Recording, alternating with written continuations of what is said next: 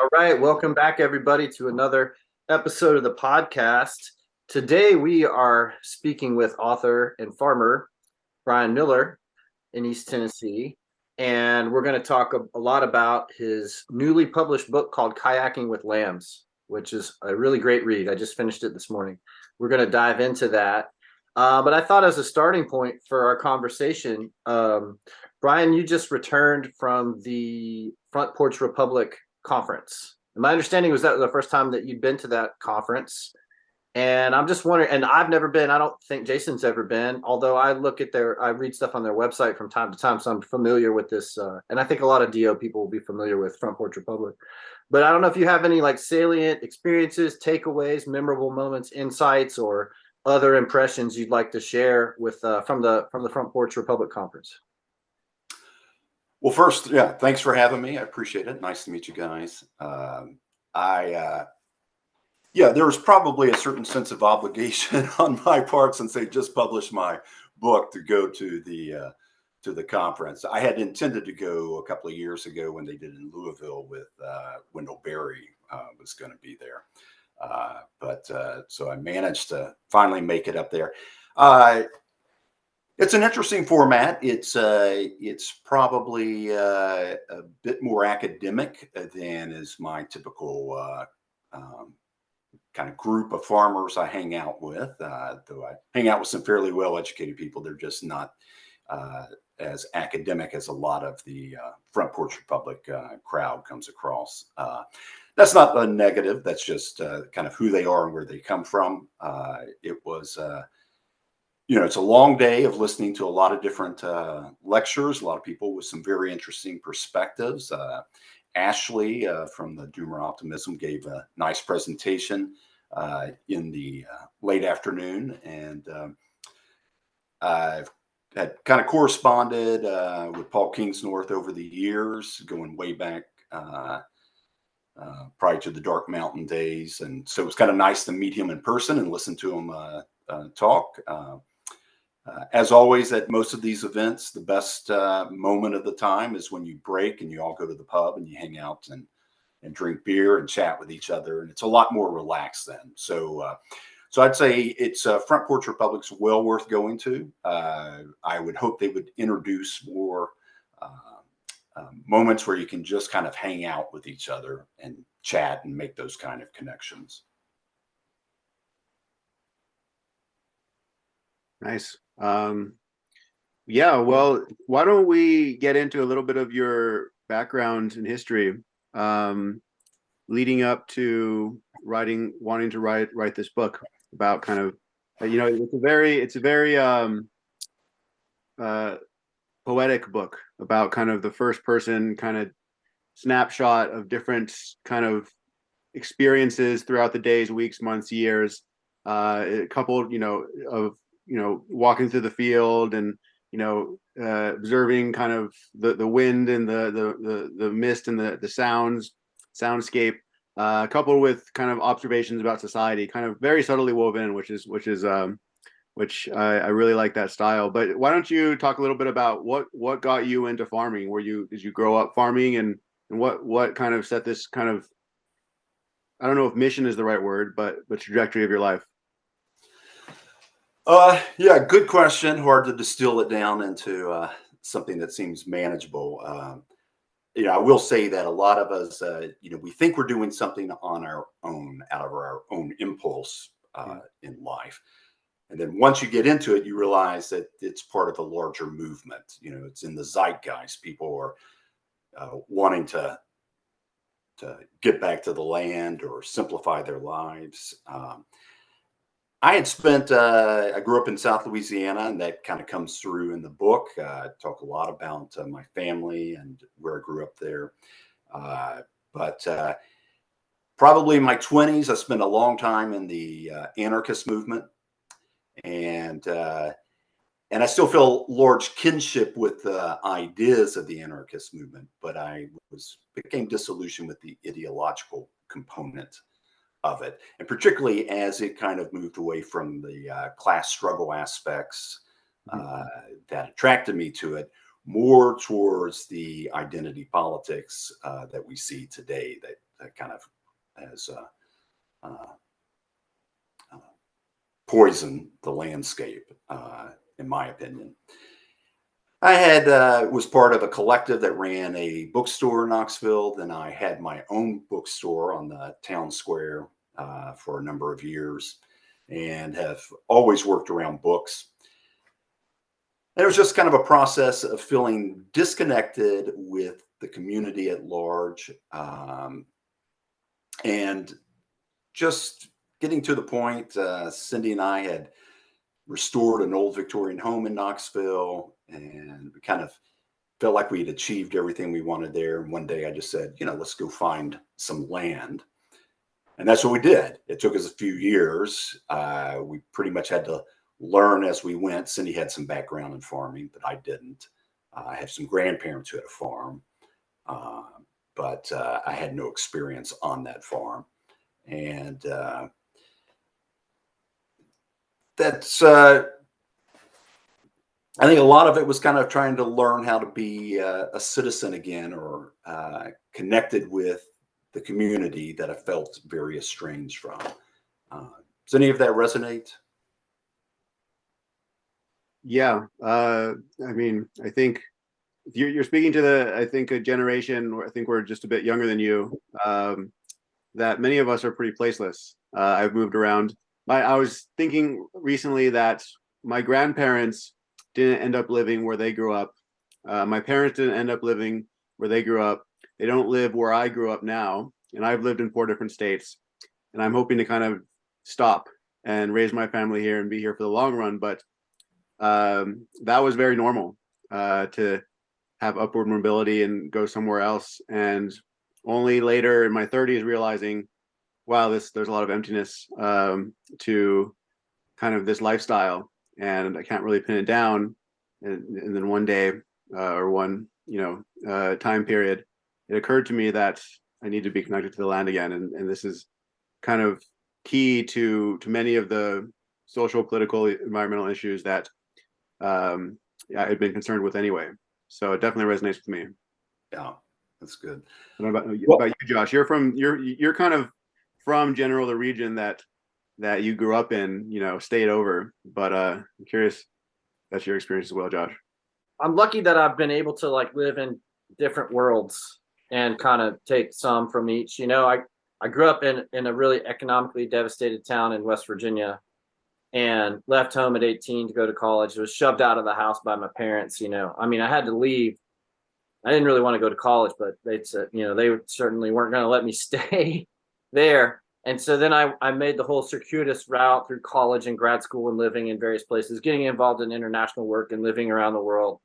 And, only recently kind of came back home. So I'm kind of a local, but that said, I'm not that far, really, half a day's drive from where I grew up. But we also live in a place where you can be one valley over and you're an outsider, So I would say I've kind of equally not fit in everywhere I've been.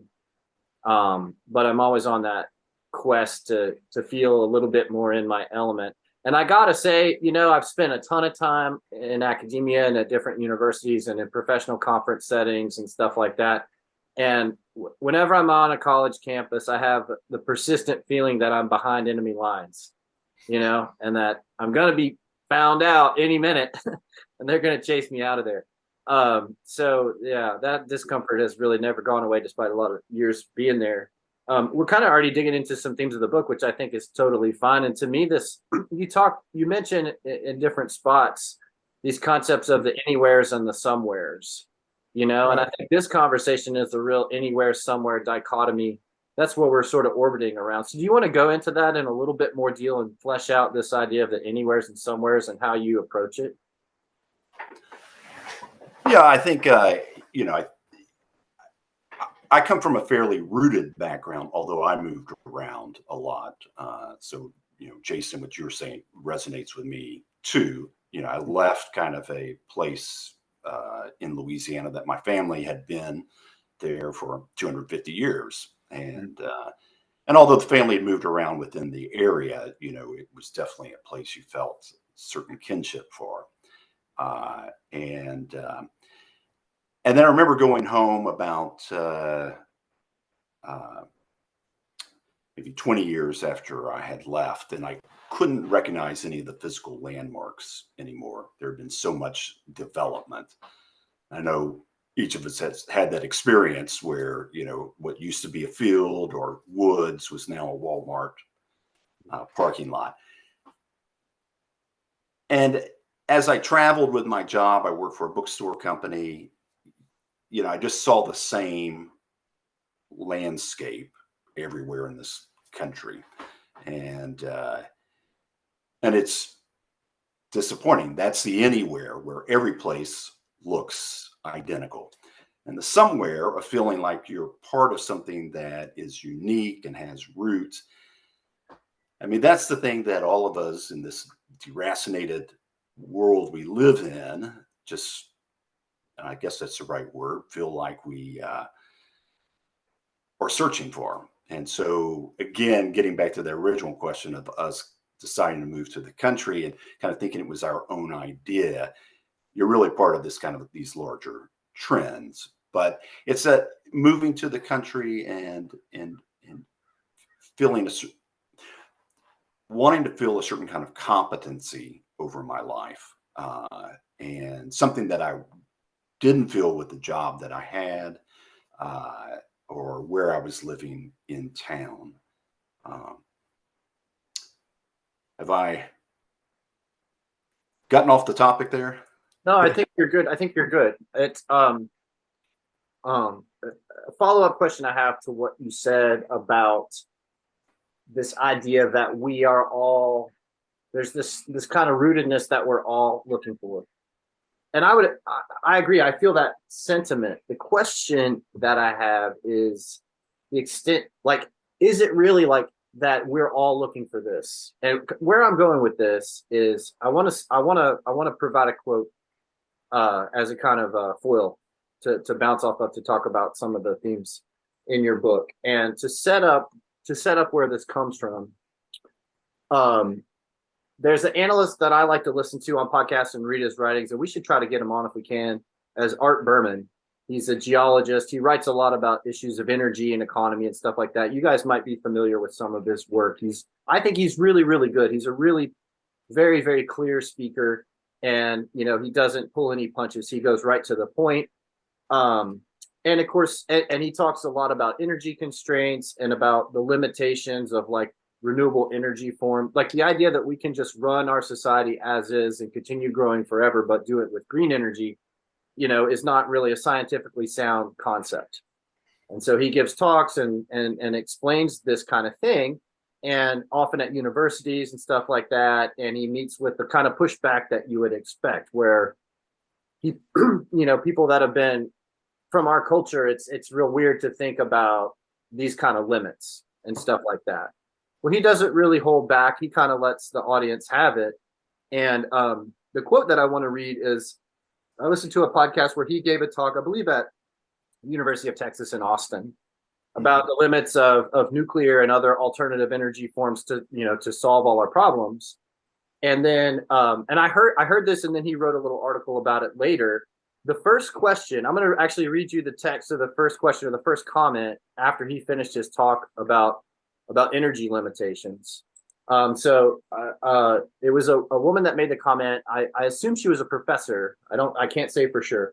But so it goes like this. The first question began with this statement: a one-child policy is something we should all be espousing, and allowing people to take their lives after age 60 if they want, without ruling it suicide. Things like that should absolutely be in the policy list.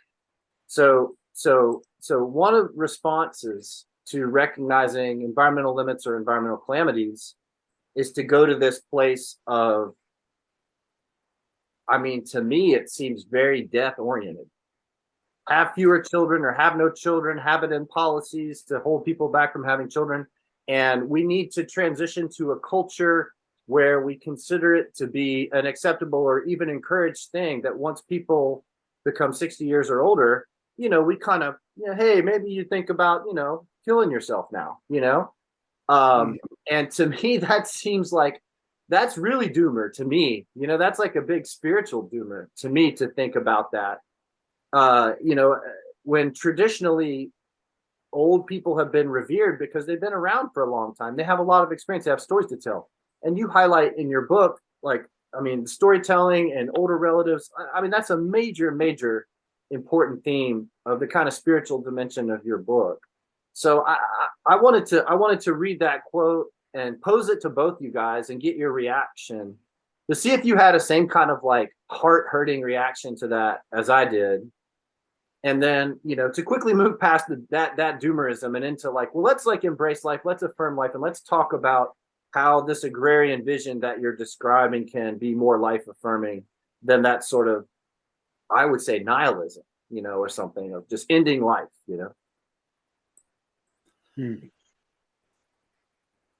Well, I would just say on a very practical level, it's dumb because I don't think we'll have nearly as much cheap energy availability in the future, which will mean much more labor intensive processes, especially with regards to agriculture. And so we're going to need young people.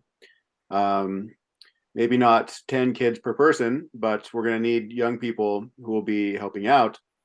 And we're going to need the wisdom of the elders and that interplay of the elders teaching the young people and having that special relationship.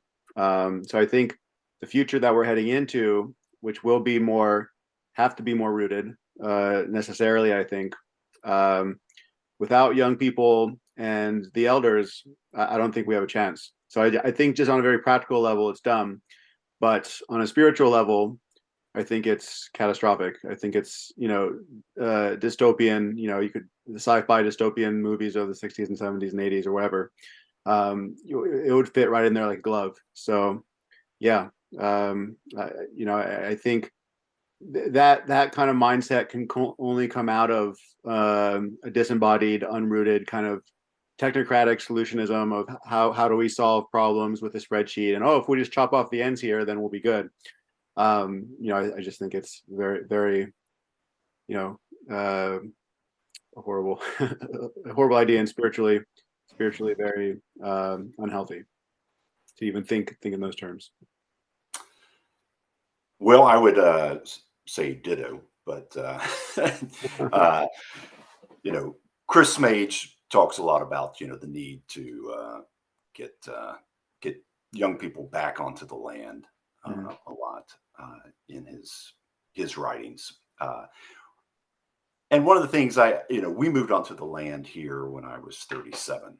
So, one of the things that I had to relearn, and this is just on a personal note, one of the things I had to relearn was that it's okay to be ignorant and not know the answers to things. And I think that's one of the things I see with kind of a lot of people who want to come back to the land. I'd have a lot of people host a lot of people on the farm is they've watched too many YouTube videos of different people, whether it's Joel Salatin, which is nothing against Joel Salatin, but they have a very specific idea of how they're going to do it, and they're going to do it better than anybody that's around them.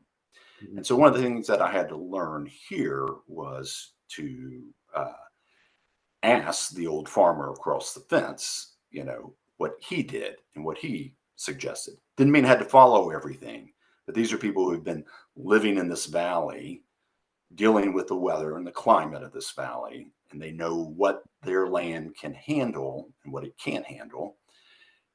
And so the idea that we would start lopping off anybody over that age, I feel the same kind of spiritual hurt there that Josh expressed. Of course, the fact that I'm also 61, I'd at least like to push that time frame out a little bit. But yeah, no, I think that's a good quote to have out there. But I think it's something we can probably all agree is a bit absurd. Yeah. So I guess well, maybe Jason kind of already touched on that. I was just like where does that kind of sentiment come from? The thing that it makes me think is it's such a bummer. I mean, I feel like I'm not super worried because I don't think that people offering ideas like that are going to be very successful because it's just such a bummer. It's such a downer. It's so unattractive. Now, the flip side of that, I was having another conversation with a friend recently about, moving to the country and raising chickens and growing vegetables and all this kind of stuff. And her comment was like, oh, I'm doing it, but it's also very middle class and selfish for me to be able to do something like this. And it's all just about me and stuff. And, and my point of view is that, I mean, one reason I love your book so much is because there's so much I can resonate with. I mean, we've been here for going on 4 years, and on a regular basis, I go out in the evenings to do the rounds, and I'm just walking across the field. I see a beautiful sunset. I see the sheep come running up when I go up the hill, and it's like, on a regular basis, I look around, I go, I am so glad that I live here. So there's this huge selfish component that's like, this is extremely rewarding, right? Oh, okay, you could say that's selfish, but that's the incentive to me that's going to make it attractive to other people. You know what I'm saying? Like the selfishness and the altruism are going together, because if you want somebody to undertake some kind of, something that's arduous and frustrating at times and uncertain and risky and involves really a lot of unpleasant activities a lot of the time, like you detail in your book, well, you've got to have something to draw them in and make them believe that it's worthwhile, So can you riff a little bit on some of this, maybe this sort of dichotomy of, oh, you're just doing some selfish thing that well-off people can do for fun? Or like you highlight in the book that the term hobby farm is a slur. Explain what you mean by hobby farm being a slur. Well, a hobby seems to imply it's something that is a choice of that's not necessarily needed in your life. It's just something that you're doing just for the fun of it, and that seems very middle class to me. We've always tried to make our farm pay, and almost from the very beginning, we raised cattle and sold cattle so that we could pay our mortgage. But the early years, we're both making in the low 30,000s. The early years, every paycheck was, do we buy a hammer? Do we buy a rock bar? Do we buy a post hole? And so everything we've done on the farm is to try to make it pay for itself. But the farm was not ever just about just the raising of the chickens. It was meant to be a way to re-engage with, for me, it was meant, and I can't speak for Cindy, but it was meant for a way for me to re-engage with just life and my family and the culture that I was raised with. And along that way, just by trying to be open to it, the things that you're talking about that you kindly reference in my book is that new appreciation for just the rhythms of life. And I really try to step back and not make any grand prescriptions for other people or even about the larger world we're living in, because those issues now just seem so out of control for us on so many levels. But I can just say, that a purpose-led life is a good life. And, just trying, whether it's done out on the land or, within a neighborhood, but trying to step outside this hamster wheel of modernity that's just kind of where the technology and the digital life just seems so unreal to most of what I do on a daily basis. And I love that. Yeah, and you describe it well in your book. By the way, I don't know if we've mentioned the title of your book, Kayaking with Lambs, or as Josh, you said, what is it? Doomer Lamb or something? What was your anyway? Brian, I think Brian Doomering Doomering with Lambs, and then I shortened it to Lamb of Doom because I thought that sounded like a cool name for a metal band or something. Yeah. So Kayaking with Lambs, and I haven't read the whole thing. I've only read the first couple of chapters. I'm gonna read it through the end because I'm really enjoying it, and I find that it's it definitely, in terms of the tradition, I can't help but think of Wendell Berry's writing and how he evokes his kind of sense of being in place and weaving that in with kind of like subtly with kind of broader kind of societal diagnoses, but really grounding it in, just describing what it's like to be in a place and the rhythms of life and being connected with the land. And of course, Barry's seminal work, Unsettling of America, came out in the 70s. That's been very influential for a lot of us, I think. And arguably things have gone worse since then in terms of the rise of industrial ag, further, I would say, unsustainable urbanization. You want to talk about the influence that Barry's writing has had on your work and how you see your work in that tradition, given kind of the modern context and, given the fact that Barry's been writing about this stuff for decades and, none of the people who wield power in American politics have listened or anything of that nature. So, like, do you see your work as kind of another voice in the wilderness that's kind of carrying on this knowledge for, maybe that will never be realized, or like, how do you see your work in that tradition and given where society has gone? Does that question make sense? Sure. As far as my connection with Barry, I have to say that I had not read a lot of Barry before we came out to this farm. I picked up a remainder copy of his poetry, his Sabbath poems, and I had bought from a buddy of mine who ran a rare book business in Knoxville a poster of the Mad Farmers Liberation movement. Yeah.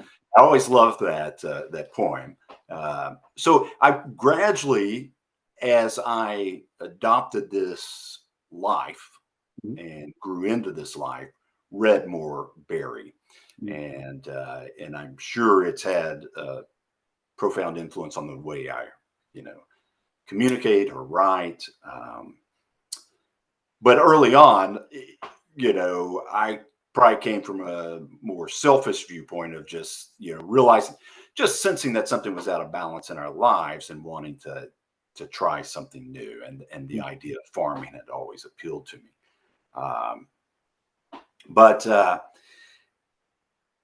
would say also, again, I can't speak for Barry, but I would say, he's also not one to give grand prescriptions either about things. And I think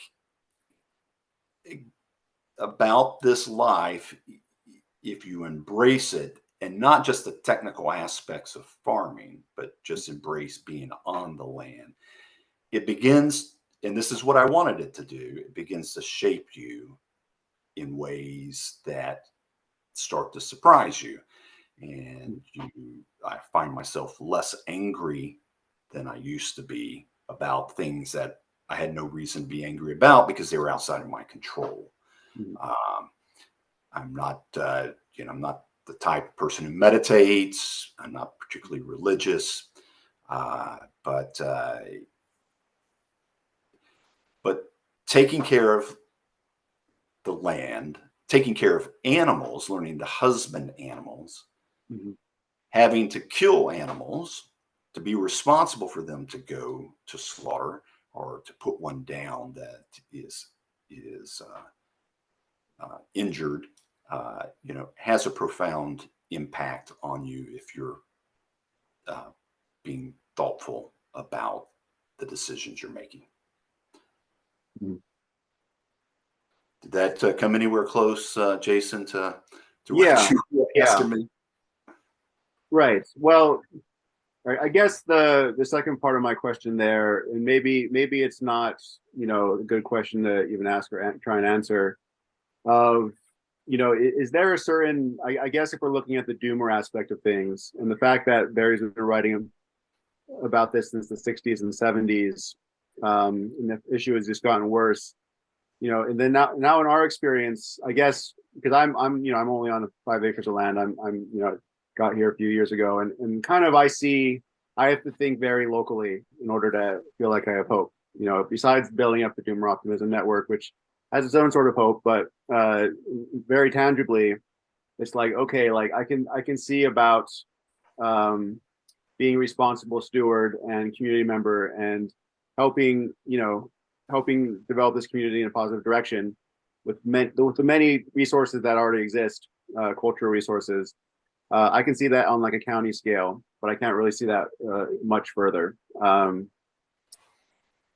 So I guess the question is, are we all kind of entering into this for our personal spiritual reasons and writing about it in order to kind of find the others, but without much hope that it'll have a broader societal implications? Or are we in a position now where something's fundamentally different than, say, when Barry was writing in the 60s and 70s? And maybe, you know, maybe energy availability is going to decrease, or, other biophysical factors are going to change, or geopolitical factors are going to change, where this will suddenly become a much more necessary way of living, and these writings will be freshly relevant. I don't know if I'm getting my question across. I'm kind of confusing myself when I'm asking it, so maybe you can sort it out. Then I'll give a confusing answer. Okay.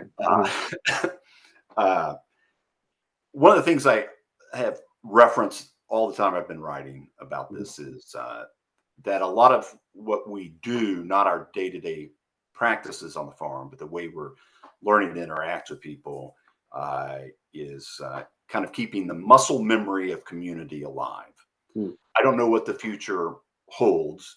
In my darker moments, I'm not very optimistic about things. I think there's a lot stacked against a livable planet. But I think one of the things that I can do is to embrace as many ways of working with my neighbors as I can, just trying to keep up those ways of that muscle memory of the action, in the hopes that, kind of like the Irish monks, copying out, Greek and Roman documents, keeping that alive for a time when they could be of use. And sometimes, and that's ultimately that's an optimistic way to go through life. I am depressed about how quickly the sprawl of people moving from outside has taken over our small valleys, driving up prices of land so that people who grew up here can't afford to do what we're doing. In some ways, I understand why they move here, and I don't know what the solution is there. I am opposed to people who just move to the country and then don't want to do anything with the land. They kind of swallow up 5, 10, 100 acres of land, put their house in the middle of it, and then you never see them outside. Maybe they've got horses or something like that. But I don't know what the answer is, but I hate to see productive land taken out of use. And I say productive, I should put that in air quotes here, because I live in East Tennessee, just like you guys live in Western North Carolina. It's not the richest land, around, but it can be productive. One of the things that I really grown to appreciate where we live is watching how people are still very competent about doing hands-on things in rural areas. I worked in the book business for about 30 years, and I gradually saw men kind of withdraw from wanting to be active and engaged in their lives. And I say that as a guy. I'm around plenty of competent women, but seeing young men and boys not competent at doing anything and lacking confidence in doing anything, I don't see that in a rural area. We've had a whole host of farm kids working on the farm. I've got neighbors, young people in their 30s as well, who also kind of do what we do. They work full time, but they also run a homestead operation, as well as raising cattle or sheep for local markets and stuff. And they're just competent in so many mechanical and ways that I just see lacking in the rest of society. So that gives me hope. That's kind of the Chris Smade thing. If people kind of flow back into the countryside and become try to be productive there, then we can reawaken some of those skills that are needed. Yeah. Okay. I want to, while we're on this topic, I want to ask you if you've got any anecdotes or I don't know, illustrative examples or cautionary tales or whatever in the vein of the sort of clash of civilizations that happens when, city people show up in the country and interact with the locals. I don't know if you have any funny stories or particularly egregious stories or, teachable moment stories or anything like that you want to share about the challenges faced when you blend these groups from society, and if you have any advice about harmonizing things. Well, I think part of the problem that we are facing right now is people are moving in such large quantities that they seem to be not interested in merging within the community. And that's disruptive on a whole lot of things. And I don't know what the solution is there. I see, as a Southerner and as someone with long roots in the South, I, got my antennae up when the new person from New York or California starts denigrating the people who live around me. And I see that a lot. I think I relate, maybe even in the book, I was talking with a woman who was just going on about how stupid people were around her and just, about, toothless, Southerners and just this going on and on and on. And eventually I said, you do know I'm from the South. And she said what I knew she was going to say, because I've heard it 1,000 times. She goes, "Oh, but you're smart." And I just, I didn't even know where to start, how to combat that kind of prejudice there. And I think that's the thing that I see a lot. Is a lot of people who are just so intensely prejudiced. And I think, the Southerners are kind of like the last group of people in this country you can really just rag on and run down with nobody to defend. So it's not really a particularly funny story, Josh, but that's the one I got for you.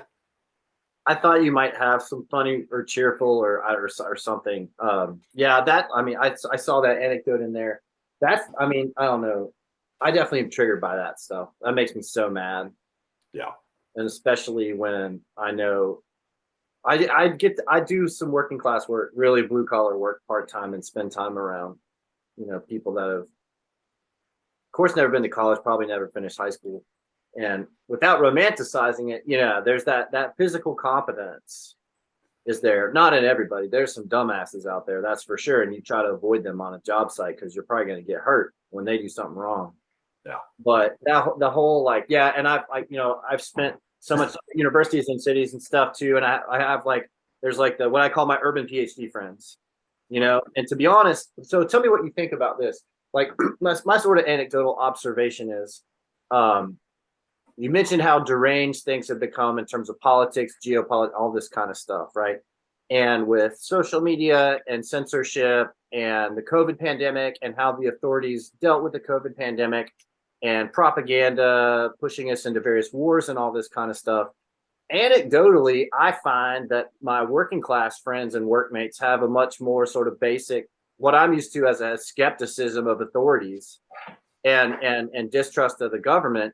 Whereas I feel like, especially in recent years, basically with Trump and COVID and some of these wars, I feel like my urban PhD friends are more likely to believe things that are disproven or crazy or propaganda than, people that, would measure lower on an IQ scale than them, but I think have a lot more grounding in the real world.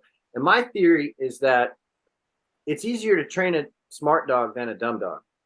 And that's why these, dumb dog blue collar people like my background, have somewhat of an inoculation against sophisticated sounding propaganda. But what would you say about that?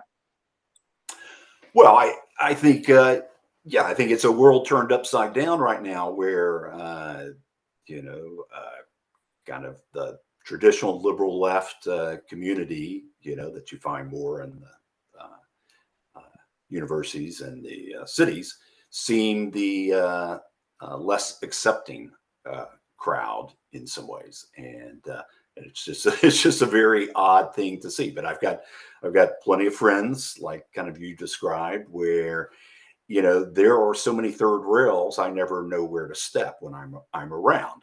And I find myself fairly centrist in a lot of ways these days. But if you're to say anything about one of their cherished uh, projects in any slightly skeptical way, or how you could possibly see why someone would believe something different, you know, uh, you know, it's a Katie bar the door moment, because they can't accept that. Now, back to the I did think of one good anecdote, if you don't mind me sharing. We had a neighbor. They've since divorced and left, but they bought some property just over the hill from us. And when they moved in from Orlando, uh, they called up the local power company to say that they needed to get their septic and their water hooked up from them, because they just bought this property, and these people were completely clueless about where they had moved to. And the woman was just laughing. She says, "Well, honey, the only way you're going to get water is to dig a well. And the only way you're going to get septic is to put a septic system in. There's nothing out there." And So so there's this, like, they thought there were just pipes to hook up to, like down by the road. exactly. That's Oh, right. That's right. So you see that kind of disconnect all the time. And I've got a friend of mine. He does financial advising, and he had some people from California who moved in, and very conservative, but it's a different kind of conservative. It's that kind of libertarian conservative. And so one of the first things they were saying is, it's a great place we're moving, but we got to start getting more city services here. And that's also showing a certain kind of disconnect, where people move in and don't really, they want to just replicate where they came from, but with a slight shift in political values. Mhm. That's disrespectful, I think. Well, you mentioned this might be related, and you brought this up, Josh, about the blog post. Was it the purchased life of the aspiring young farmers who came in and bought a new, very expensive tractor that they had no chance of actually paying off based on their proposed operation? Do you want to talk about that? That was a pretty, I think, illustrative and also a good story to wrap in this conversation. Yeah, I mean, we have a lot of people who call and want to do a tour of the farm, and so we're pretty giving with our time. We had this young couple call who bought, I think, 30 acres and kind of an old house, and they're going to restore it. And the way they were talking to me, I kind of thought, well, there's some kind of kindred spirits. They're probably in their 30s, and we came out, we're walking around the farm. I've got kind of a canned speech I do, which is basically, don't spend too much money, repair what you can, grow what you want to like, what you want to eat. And at some point during the conversation, I was saying, you're going to need to buy a tractor for that 30 acres. Get something small, something that's repairable. Usually comes with some, if you get a used tractor, a lot of times it'll come with like a bush hog or a disc or a harrow or something like that. And she brightly popped up at that point and said they had already bought a tractor. It was a 75 horsepower tractor, had a front end loader, a grapple, a bush hog, a disc mower, baler, something that would cost about 150, 175,000. And then when these people left, I snooped and I saw what they paid for their 30 acres, and it was just under $1 million. And that just put it just put a different kind of slant on on who these people were. They could come in, suck up 30 acres of land that was marginal, not great, but something that someone local could have bought and made productive. And they wanted to raise about 100 chickens a year for a local farmers market. And so in this post you're talking about, I did the math, where it was showing how much they would earn each year. And they might make about $10,000 a year if they were really worked hard at it. Gross, the net would have been a massive deficit. And so there's a disconnect I think a lot of people have. They want to come in and just purchase the life without working for it. And I think that's probably one of the biggest challenges in these rural areas where we live, and particularly in Western North Carolina, which attracts a pretty high income crowd who want to come in and buy property and have for 100 years that's been going on there. Yeah. So it sounds like what you're saying is that there's no way around hard work and frugality and being handy, basically. Right. Something Yes. you don't have, you have to learn. You also mentioned, so speaking of the $1 million, semi-marginal 30 acres, you said you listened to the podcast with Stephen Stoll. Did you have any thoughts about our discussion about land and the commons and kind of systematic dispossession of land, throughout the centuries, and what it might look like if we have, let's say we have the people with the right attitudes, not looking for the purchased life, either locals who don't have access to land and would like some, or people coming in who are sincere. Do you have any kind of suggestions about, I don't know, land use policy? Just like, how do we, assuming we have the demand of people who are in it for the right reasons, how would we even get all these people on the land when it's $1 million for 30 acres? I don't know. Yeah. I mean, that's the bottom line. I don't know.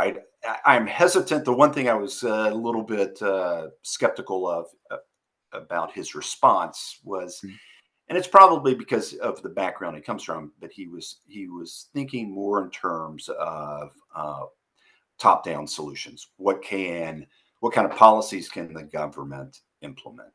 Now, the government can certainly implement some policies that could be beneficial to the changes we're talking about. Mm-hmm.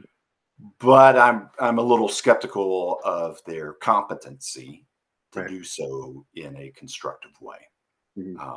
We just came from a documentary the other night called Common Ground, which I would not recommend seeing for a variety of reasons. But we went over to a Bruderhof community nearby. They're kind of a the Anabaptist group that took over a community college, and they live communally together. It's not my cup of tea, but I think they showed a kind of a model. They're farming, and they're doing regenerative farming there on this college campus, which is a pretty vast area. I think there's maybe 100 people who live there.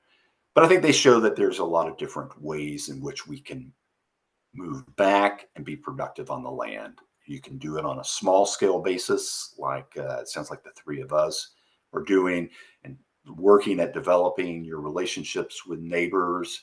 You could do it communally. I think there's a lot of ways. And back to Stephen Stoll, I would rather see those responses generated from the bottom up than the top. Yeah. So the anarchism hasn't totally been taken out of you. What in of status or top down solutions? Yes, correct. Yeah. Has your anarchism, because you said you kind of resonated with more of the class based anarchism of say the 80s and 90s, maybe early 2000s. Would you say that's been translated into this notion of localism? Like they're kind of similar in some ways, and culturally they're kind of different, but functionally there's a lot of similarities. I don't know. Do you see a connection there? Yeah, I think there definitely is. I'm actually rereading Kirkpatrick Sale's Human Scale, his revised book there, and I think for me, I had kind of left that anarchist thinking behind, but now approaching it from a less ideological standpoint. I've also been reading is it Scott. James C. Scott. Yeah, James C. Scott. I've been reading some of his work that he did on Southeast Asia, and just these kind of different formats for basically small group, non-authoritarian modes of living. From a non-ideological standpoint, the blinders I had as a young kid, and I found that more helpful in seeing kind of what we're doing on our farm and with the people we live around, just kind of basic nature of cooperation. Yeah. Mm-hmm. Nice. Oh man, I'm so tempted to kind of dig into some of this stuff. I feel like I have a sort of similar background where I went through an anarchist phase kind of in my 20s, and it was affiliated with the bookstore. I was living in the Bay Area at the time, and the community I fell in with was kind of organized around the local info shop and stuff, and they would have reading and discussion nights and stuff like that. And it definitely was. It was definitely that prior version that was more focused on class-based stuff and very sort of bare bones local do-it-yourself kind of stuff, and it hadn't gotten subsumed so much in the identity politics, culture wars, and stuff like that.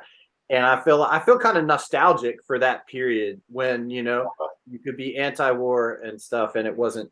I don't know. It just seemed, I probably remember it through rose-colored glasses or whatever.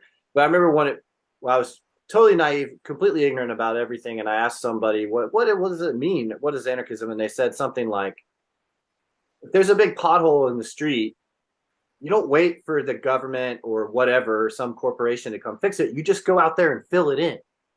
And I was like, yeah, just do it, So I really resonated. And so I think Jason made a point that I had never thought of before, that maybe that earlier vibe of kind of, just go out and just do things yourself and don't wait to ask permission, but just do what needs to be done and work locally, maybe has kind of, gotten transmuted into now what's the sort of localism or bioregionalism movement or something like that. And so maybe that is a common thread that I had never thought of before. I feel like, yeah, there's some interesting stuff we could drill into there, but I want to, in the midst of all this, I want to ask a practical question. Sure. In one section of your book, you have it's like a little letter, like, dear nephew, you're starting to farm. That's great. Here's a bullet list of advice, of unsolicited advice or whatever. And there's some really interesting stuff in there. I wanted to zero in on one of the points that you made. And it was about, and I've been meaning to write a post for my farm newsletter about this. I just haven't gotten to it yet. But you mentioned firearms on the homestead. Right. 3 specifically. So I was wondering if you would elaborate what your 3 recommended firearms were and why you chose those. Well, I have a couple of shotguns. I have a 12 gauge, and actually I have 3 shotguns: 12 gauge, a 410, and a 20 gauge. They can all be used for self-defense. They can all be used for hunting, and they can each be used to dispatch an animal that's injured, or dispatch a skunk or a possum that's raiding the hen house. So they're very functional. I've got a 30-30 that I can use for deer hunting, and I also use it to put down. I've used it to put down a hog that had broken its back out in the woods, that we then carried out and and butchered. I've got a 22 pistol and a 22 rifle. And again, they serve similar functions, whether it's shooting a rat, or squirrel. And then I've got a kind of a home defense pistol. But that's probably way more guns than than a lot of people have. Yet it's not as many guns, and they're not the type of guns that more and more people seem to want to get, where they're preparing for some kind of civil war or Armageddon of some sort. I guess my philosophy was that I wanted to have some stuff for home protection. But if I get to the point where, 300,000 people are marching down the interstate and want to take over my farm, there's not much I can do about it. So that was the point behind that. Don't prepare for some kind of, armed insurrection, Yeah. I wanted to ask you about kind of speaking of advice, for somebody kind of getting started, say they come across, some acreage, and they want to, they want to start farming. Perhaps they still work full time, and they want to start kind of laying the foundation for making it more than a hobby farm, making it more than a homestead, farmstead, so to speak. Besides kind of like starting, not paying too much for a tractor and learning how to fix things, just in terms of like kind of booting themselves up. What have you learned in your experience of like, what do you focus on first? Like what's the order of operations, and like, what do you invest in first? What's the most essential things on a farmstead leading to, say, a full on, say, regenerative commercial farm or something? Yeah, take us through some pathways or some things to think about for young people. I would say focus on your perimeter fencing. Make sure you've got secure fencing that runs around the perimeter of your farm. Mm-hmm. I would say get some chickens. You get a pretty quick return on the chickens. You don't need a lot of infrastructure there. Mm-hmm. And I would say raise a hog. Mm-hmm. It's not that difficult. You don't need a huge amount of space to raise one hog. You start off with an animal at 8 weeks. That's about 20 pounds. And in 7 months later, at 9 months of age, it's going to be about 325 pounds. That's going to put protein in your family's freezer that's going to take care of you for a whole year. Mm-hmm. I would start with those, but I would remind anybody who's thinking about this, mm-hmm. It's all about rolling up your sleeves, and it's hard physical work. Cindy and I both worked full-time jobs for most of the past 25 years. I retired last year, but so it's about going somewhere, doing something else during the course of the day, and then coming home. Like my young neighbors nearby, they come home and then they are out there till 8 or 9 at night, milking the goats, milking the cows, bringing hay out there, putting new fencing in. They were out all weekend putting up a new roof on their barn. We built almost all the infrastructure on our farm. If either of you are ever this way, you want to come see it, happy to show it to you. But it's just it's a different mindset than I think what most people have in this world, where they think that they're going to purchase, and they can, but you just don't get the rewards with it. But it is hard work too. Yeah. Yeah. All right. I got another prompt to think about. You mentioned Cindy a few times in this conversation and also in the book, and a topic I think is really interesting is thinking about relationships between men and women, gender relationships, and like how gender relationships have played out in the industrial and post-industrial workplace, where it seems like in the kind of post-industrial, white collar workplace, the goal is to erase all differences between men and women, because any differences imply some form of injustice or unfairness or something like that.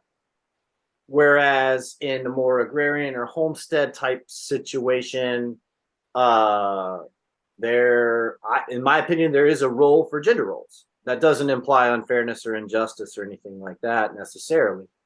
Could you talk a bit about, maybe without going too personal, about your partnership and how that works out in terms of attending to all the responsibilities of farming, and maybe observations you've made of other couples, and how gender roles operate or complement agrarian activities, and how that could contrast with the sort of modern post-industrial workplace?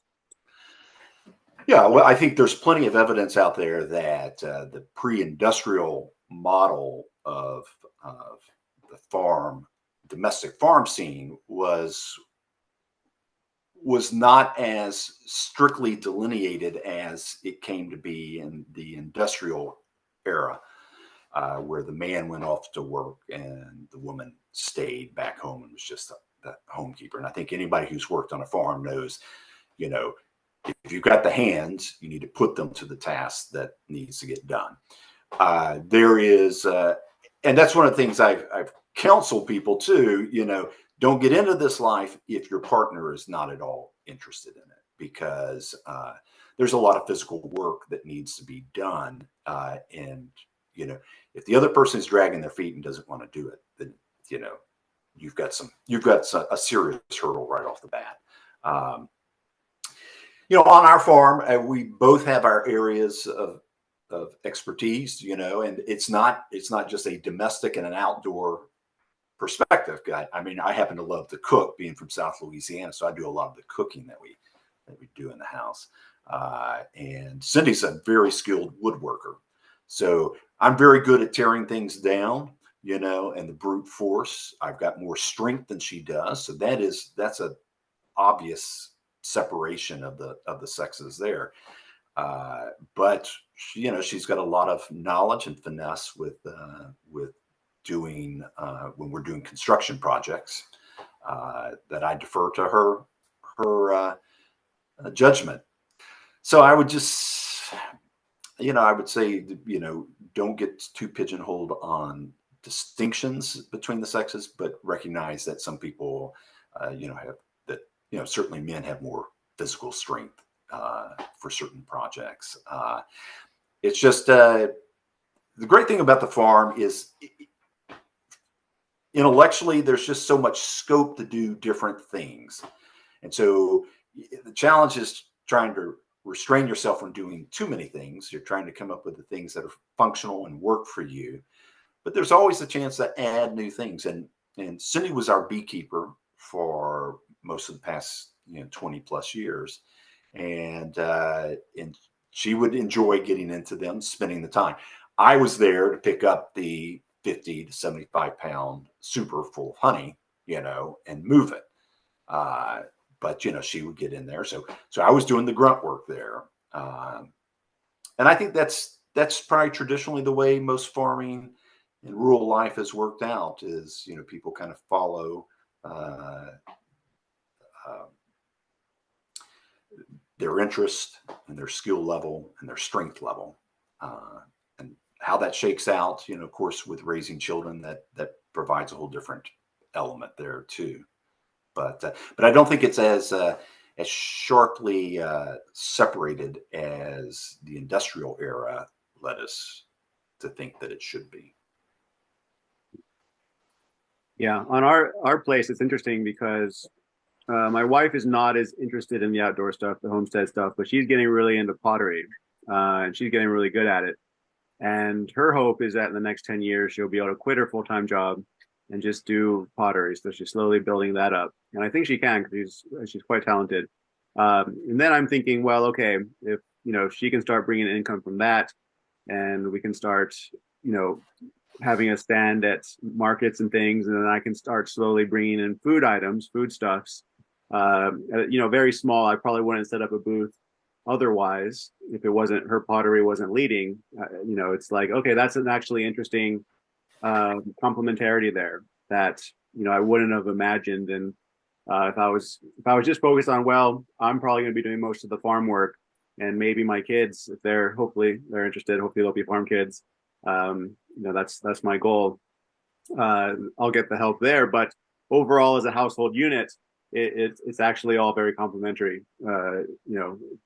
towards itself. So that's the hope. But it's something that's, I hadn't anticipated even a year ago, thinking in those terms. And so I guess my recommendation for my massive 4 years of experience of starting a homestead is, be willing to be surprised at how interests develop and how they can how various collaboration in the household can arise. I like that. That's good. Well, and you, Josh, I want to ask, because you have a kind of a complementary as well, because Rachel, of course, is a vet, and has been access to get some starter animals and things. I don't know. Do you want to talk at all about, complementaries you've seen in your household? Yeah, I can just briefly. Yeah, my wife's a veterinarian, which is like, I mean, I I'm ridiculously lucky. I don't know how in so many ways. And then our combination, my background is in like environmental engineering and stuff. So, I can work on water systems and infrastructure, and she's very good with animal health and stuff. So it's super complementary. And, we've had a number of times where it's just, we've acknowledged how, and it could be because of something good or because of something bad, but we've acknowledged how there's no way that we could do, like, one of us could not do this by his or herself. Like, it is impossible. And the impossibility of that shows itself, from time to time. So the sum is much bigger than the single part, the individual parts. I definitely feel that a lot in terms of her knowledge and how we're able to care for our animals and all this kind of stuff. And also how, how do you sustain your project economically? I mean, we're having to, everybody goes through this bootstrapping thing, right? Like you guys had all farm jobs, and, I do part-time work, and Rachel's a vet, and, uh, and like we were talking earlier, prices of property are really expensive. The barriers of entry can be really challenging. So, like, what sort of demographic of people in our society today could undertake something like this? There's the economic barriers, and then there's like, it really does, I feel like, have to be a team. Not, there's the enthusiasm stuff, but also, I don't know. I feel like the complementary skill sets are really necessary. And when I came across, when I was asking about the sort of gender relations and stuff like that, I was thinking about some of the writings of Mary Harrington, who maybe she's been on the podcast. I don't remember, but I think yeah. And that's kind of where I got clued into these ideas that the sort of agrarian arrangement had a kind of parity between the sexes, and not just even between the sexes, but between the children and the old people, and that, contributions were needed from everybody according to, your abilities and your age and your capabilities and that sort of thing. And it took everybody working to make it work. So it's hard to imagine anyone feeling like they were not economically important to the overall. And that's the truth. And so, and like with Rachel, I would say the uniqueness in my life experience of relationships is like, she is the person far more than anybody else that I've ever met, that we have a capacity for doing, like, we're a team and we set goals and we do stuff, and it's very practical. I would say our struggles are more on the side of, let's keep the sort of emotional in touchness going, whereas we're just like, this needs to get built, this needs to get done, you do this, and we're like, go, very practical all the time. And we need more balance in the sort of, hey, let's check in and talk about our feelings, which, doesn't happen as much. But I just feel like I've never felt like that there was a disparity, any kind of a hierarchy or a disparity in our relationship. And I'm 10 years older than her and a male and all that. So, but I've never felt that. I've always felt like there's this, we have an equal need for each other or something like that. And I think it has to do with the fact that we are trying this sort of self-reliance, agrarianism, homesteading, and maybe that is connecting back to a mode of life of earlier times when nobody had a reason to doubt their economic importance to the success of the overall household.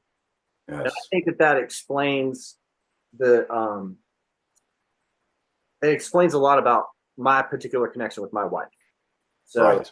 Yeah. And like, and And it's hard to imagine how, I mean, if thinking about other people working in other contexts and cities and offices or whatever, how would you ever find that, or how would you ever discover that with somebody if you have sort of two autonomous individuals that go off to their respective screens and cubicles and don't really feel that kind of interdependence. So I don't know. What do you think about that? Well, you just were very eloquent in stating what I was what I was stumbling around trying to say too. Which I think it would be very difficult in that kind of city and urban setting to try to achieve that kind of interaction that we're both discovering, by working together in a homestead or on the farm situation. When you're talking about everybody participating, I think about a conversation I had with my neighbor who's since passed away. Probably this conversation was 15 years ago. He passed away in his late 80s. But, he talked about harnessing and using a team of horses to haul a wagon when the family was cutting hay when he was 8 years old, maybe 7. And I was just thinking the level of confidence and the level of intelligence and knowledge to do that, when you try to find the average 7 or 8 year old kid today and you try to impress upon them that they're going to do something that challenging, you're not going to find them. I mean, that's an exaggeration. I'm sure they're out there, but they're not out there probably like rural life used to teach kids these skills. And that's the thing that it just impresses me over and over again, living out here, is just, again, that level of competency. But I think a couple can surprise each other with the skills that they can learn to do and the ways in which you can learn to work together. I think that can strengthen a relationship. Could probably also tear one apart, but I definitely think it could strengthen it as well. I mean, Jason, you were asking about the things I'd recommend people do. I would certainly recommend people sit down and have a regular farm meeting with their partner each week, just to sit down and talk about shared goals, how it's going to be done, how it's going to be paid for, and I think that's helpful to the overall project. And just to expand this out a bit, so like we're talking about partners in a household figuring themselves out and how they accomplish shared goals. Traditionally, and it seems like what would be nice to get back to is then you start linking up with other households, other families, where you find also those shared interdependencies and complementarities. Do you want to talk about your experience of like when you were getting started farming and just meeting up with neighbors, other farmers, and kind of ways in which you were able to help each other out? I would say two things. One, I wasn't as receptive when I moved out here. I felt like I needed to know everything. And so I didn't ask questions of my neighbors that much. That changed within just a few years of being out here because I realized there's so much I didn't know, like hooking the auger up and realizing that there's not a reverse on the auger. We drilled a hole down, the auger's all the way down in the ground, and then we're looking around at the piece of machinery trying to find the reverse, and there's not one. So eventually I had this conversation with one of the old farmers nearby, and he kind of clued me in on how to use that piece of equipment.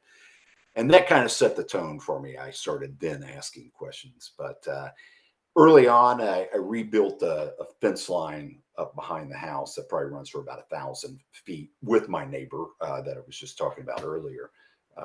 And he was probably in his 70s at the time, and he was outworking me physically. I just wasn't prepared for the kind of physical work, and I kept expecting to stop.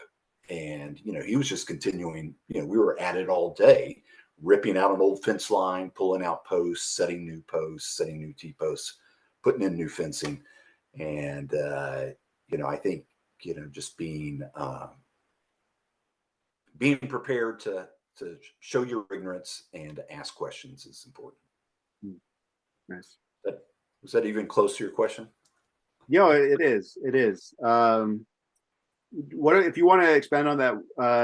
Anything about kind of when you started marketing your products, and like I'm curious what the kind of local farmers market scene, or how you, yeah, like how other farmers in the region, like how do you market your products, and is there ways that you collaborate in doing that, or anything? Yeah. So we started. We didn't predate the farmers market movement, but we started when it was still kind of in its infancy. There were some around, but not near as many as there were now. So we have never sold at the farmers markets. Mm-hmm. So for income, it has always been direct marketing the meat to mm-hmm. customers, and we built that customer base up, strictly from personal contacts early on. Mm-hmm. And we probably have 150 families on our contact lists that buy meat from us. Not all the time, but some people buy it once a year. Some people buy something every few years. But so our model was always based on using the custom processing plants that are around us, where you take a steer to the processor and someone buys an interest in the steer, and because they do that, they're allowed to use the custom processor, and they get a quarter or a half of a steer back. Same thing with hogs, and same thing with sheep. So it's always been direct marketing the meat, and our customer base ranges from people who live out here in the country who just don't want to raise their own food, to people who live in Knoxville or Chattanooga or surrounding areas. Are you still taking new customers? Because Jason, I was just thinking that you and I should go in together and get half a cow or something, and we can drive over there and pick it up at some point. What do you think about that? I think that sounds good. I'm starting a new job in January, and I should have more to work with to do something like that. But yeah, that would be a good excuse to come out as well, and come out and visit your place. I think one thing that's been nice about this podcast is we've started making contact with other people in the region, Southwest Virginia, Eastern Tennessee, and they're still internet contacts. And one thing, even in Kentucky with Tom, and one thing, my goal the next few years is just to start meeting up with these contacts and start forming more of a set of physical relationships in a region, a regional set of relationships. So it'll be a great excuse to do that. So that would be terrific to have a get together, get folks together and meet at different farms. I wish Grant Scalf, who had connected me with Josh anyway, had been able to get on the call. He's younger and been out to the farm, but he's got a nice little homestead in the fringes of Knoxville, and would have a lot to add to this conversation as well. Yeah. No, I think we connected over Twitter, and so I was aware of him as well. So yeah, let's start realizing these connections. That sounds great. Well, Josh, maybe we should probably wrap it up pretty soon. Do you want to talk about, maybe let's wrap it by, do you want to talk a little bit about your book, like what motivated you to write it? And I can definitely recommend it from what I've read. I'm sure Josh can recommend it, but I don't know. Do you want to sell your book at all? Do you want to advertise it at all, and kind of what you're trying to do with that book? Well, the title, just for that purpose, is Kayaking with Lambs: Notes from an East Tennessee Farmer. And it's based on these observations, these notes that I've been making for about 20 years. And they're fairly short notes, maybe a page, 2 pages. We're just trying to come to grips with the process of learning to live on the land. And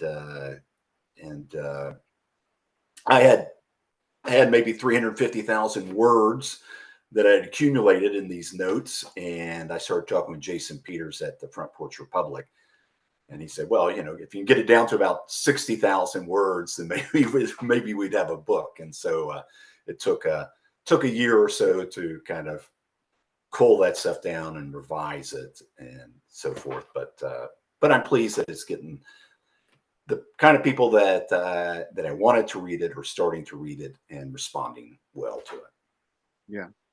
Great. And that's available from the publisher is Front Porch Republic. And you can get it at any of the, if you want to send Jeff Bezos to Mars, you can buy it at Amazon, but you can buy it at bookshop.org, and which Great. supports independent bookstores. I was going to ask if you what's next? I mean, do you have another kind of project lined up now that this one is been completed? Or I thought maybe there would be like a sequel that could be like hang gliding with chickens or something like that. Or what other sort of extreme sport do you plan to do with a domestic animal next? Actually, I think I'm going to continue to write my blog. I have a blog that comes out every couple of weeks called South Roane Agrarian. So I'll continue doing that because I like writing about the farm life. I'm working on a book outline that'll probably take years to complete, but it's a memoir of a reading life, because books are very important to me in my life and in my past career and stuff. So I want to write something kind of more populist in tone, but that is just about what books have meant. Going back to as a child and reading Harold and the Purple Crayon. So there you go. Nice. Well, this has been great. Thanks, Josh, for setting this up, and I look forward to finishing your book. And I recommend everyone else check it out. Well, I appreciate both of you. Thank you.